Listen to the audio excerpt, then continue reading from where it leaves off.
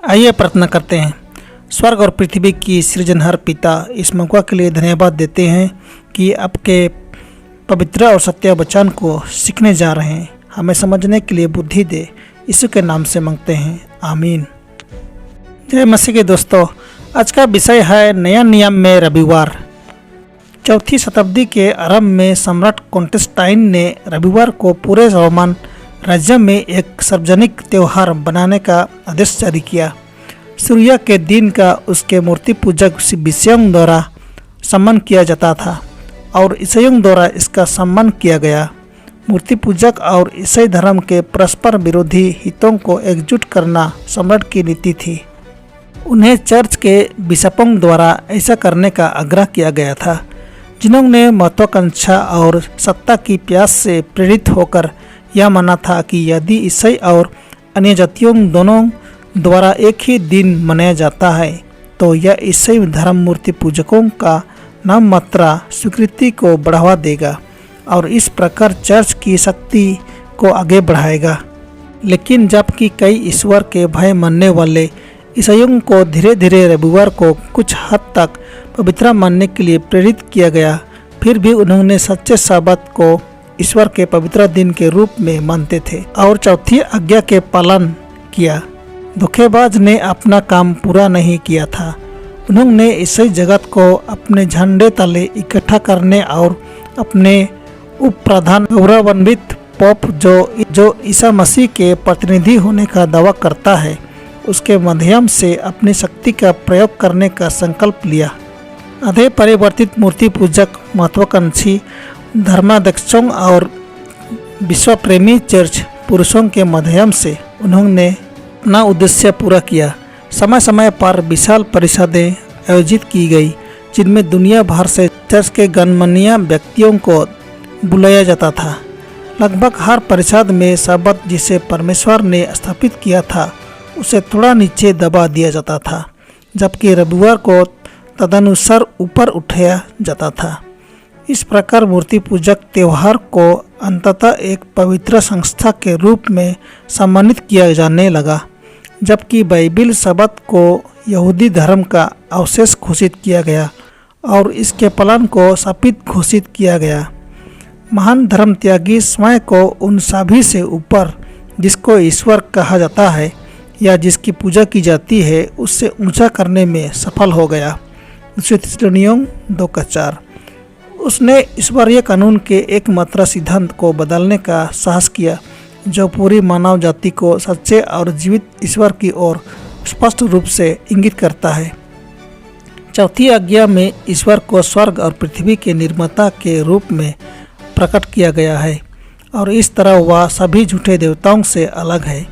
यह सृष्टि के कार्य के स्मारक के रूप में था कि 7वें दिन को मनुष्य के लिए विश्राम के दिन के रूप में पवित्र किया गया था। इसे जीवते ईश्वर को अस्तित्व के स्रोत और श्रद्धा और पूजा की विषय के रूप में मनुष्य के दिमाग के सामने रखने के लिए डिजाइन किया गया था। शैतान मनुष्यों को ईश्वर के प्रति उनकी निष्ठा से और उसके कानून का पालन करने से विमुख करने का प्रयास करता है। इसलिए वह अपने प्रयासों को विशेष रूप से उस आज्ञा के विरुद्ध निर्देशित करता है जो ईश्वर को सृष्टिकर्ता के रूप में इंगित करता है। प्रोटेस्टेंट आप आग्रह करते हैं कि रविवार को ईसा मसीह के पुनरुत्थान ने इसे ईसाई सब्बात बना दिया, लेकिन धर्मशास्त्र प्रमाणों का अभाव है। यीशु मसीह या उसके प्रेरितों द्वारा उस दिन को ऐसा कोई सम्मान नहीं दिया गया था। एक ईसाई संस्था के रूप में रविवार का पालन की उत्पत्ति उस अधर्म का भेद 2 में हुई थी, जिसने पौलुस के दिनों में भी अपना काम शुरू कर दिया था। प्रभु ने पापिसी के इस बच्चे को कहाँ और कब गोद लिया? सवाल 1, नए नियम में सप्ताह का पहला दिन वाक्यांश कितनी बार पाया जाता है? उत्तर, वाक्यांश सप्ताह का पहला दिन नए नियम में 8 बार पाया जाता है। जैसे मत्ती का 28 का 1, मरकुस 16 का 2, मरकुस 16 का 9, लुक्का 24 का 1, यूहन्ना 20 का 1, यूहन्ना 20 का 19, प्रेरितों के काम 20 का 7 और पहला कुरिन्थियों 16 का 2। जबकि रविवार शब्द धर्मशास्त्र में नहीं मिलता, यह सप्ताह का पहले दिन है, इसलिए सप्ताह के पहले दिन का संदर्भ रविवार से है। सवाल 2, इन 8 ग्रंथों में से पहले 6 ईसा मसीह के जीवन के किस विशेष दिन का उल्लेख करते हैं?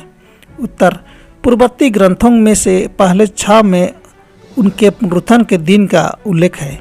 सवाल 3, इन पुनरुत्थान दिवस ग्रंथों पर गौर करें। नंबर ए, सप्ताह के इस पहले दिन से विशेष पवित्रता का कोई संकेत नहीं जुड़ा है। नंबर बी, ईसा मसीह ने ऐसा कोई बयान नहीं दिया कि इस दिन को कोई विशेष महत्व दिया जाना चाहिए।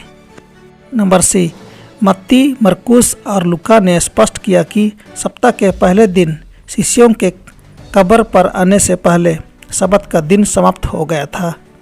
नंबर डी, यूहन्ना यह भी स्पष्ट करता है कि यीशु के शरीर को सब्त से एक दिन पहले क्रूस से नीचे उतारा गया था।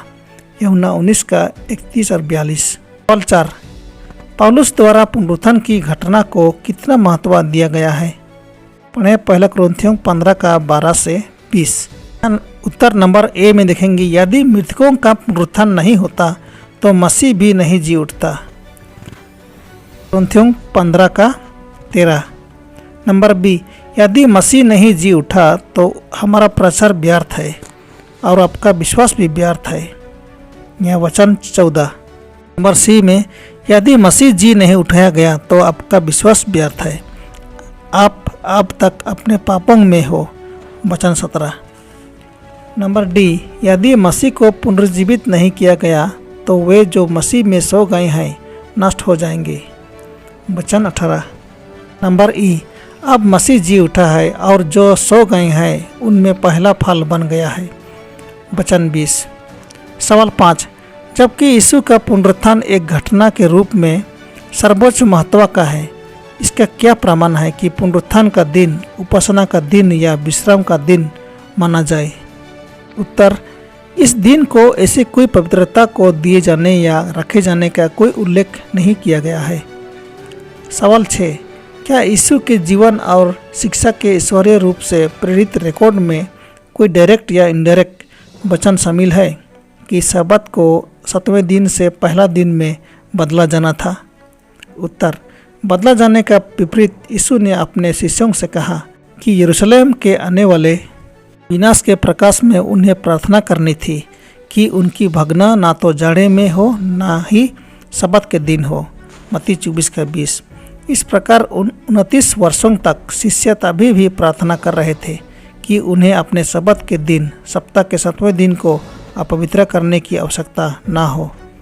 सवाल 7, क्या प्रेरितों ने अपने लेखों में सिखाया है कि आराधना के दिन सब्त के दिन से रविवार सप्ताह के पहला दिन में परिवर्तन होना था? उत्तर, ऐसा कोई भी शिक्षा नहीं दिया है। सवाल 8, यीशु ने अपने शिष्यों को सभी जातियों को क्या सिखाने का आदेश दिया? मत्ती 28:19-20। इसलिए तुम जाकर सब जातियों के लोगों को चेला बनाओ और उन्हें पिता और पुत्र और पवित्र आत्मा के नाम से बपतिस्मा दो और उन्हें सब बातें जो मैंने तुम्हें आज्ञा दी है मानना सिखाओ, और देखो मैं जगत के अंत तक सदैव तुम्हारे संग हूँ। सवाल 9, प्रेरितों के काम 20 का 7 में उल्लेखित रोटी तोड़ने का क्या अर्थ है? रोटी तोड़ने का मतलब कोई धार्मिक सभा या पवित्र दिन नहीं था। प्रेरितों के काम 2 अध्याय 46 वचन कहता है कि वे ऐसा प्रतिदिन करते थे, इसलिए रोटी तोड़ने के इस विशेष अर्थ का कोई विशेष महत्व नहीं होगा। और रोटी का यह तोड़ना सप्ताह के पहला दिन के अंधेरे भाग के दौरान हुआ। प्रेरितों 20 का 7 से 11। हमारी गणना के अनुसार यह शनिवार की रात थी, लेकिन इन लोगों के लिए वह रात सप्ताह के पहला दिन का शुरुआत का भाग थी। निश्चित रूप से कोई भी यह तर्क नहीं देता कि यह शनिवार की रात को पवित्र समय बनाता है। सवाल 10, 1 कुरिन्थियों 16 का 2 में सप्ताह के पहला दिन को अपना अपना कुछ रख छोड़ने के बारे में क्या समझाता है? पवित्र लोगों के लिए चंदा करना एक दान थी जिसे पौलुस अन्य जातियों के चर्चों से यरूशलेम के गरीबों तक ले जाना चाहता था। इस वचन में पौलुस बस विश्वासियों से कह रहा था कि परमेश्वर ने जैसा आशीष दिया है। किंग जेम्स वर्सन में कहता है, एस गॉड हैथ प्रोस्पर्ड हिम, ताकि जब मैं आऊँ तो कोई भी चंदा ना करना पड़े। 1 कुरिन्थियों 16 का 2। प्रत्येक शनिवार की सुबह जब ईसाई विश्वासी पिछले सप्ताह के काम के लाभ या हानि की गणना करते थे तो उन्हें उस हिस्से को अलग रखना होता था जिससे वे पवित्र लोगों को भेजना चाहते थे। यह चर्च के बजाय हिसाब किताब की रूम में किया जाने वाला कार्य था। इसलिए इस पाठ में किसी बैठक या किसी दिन की पवित्रता का भी उल्लेख नहीं किया गया है। परमेश्वर आप सबों को ढेर सारा आशीष दे। आमीन।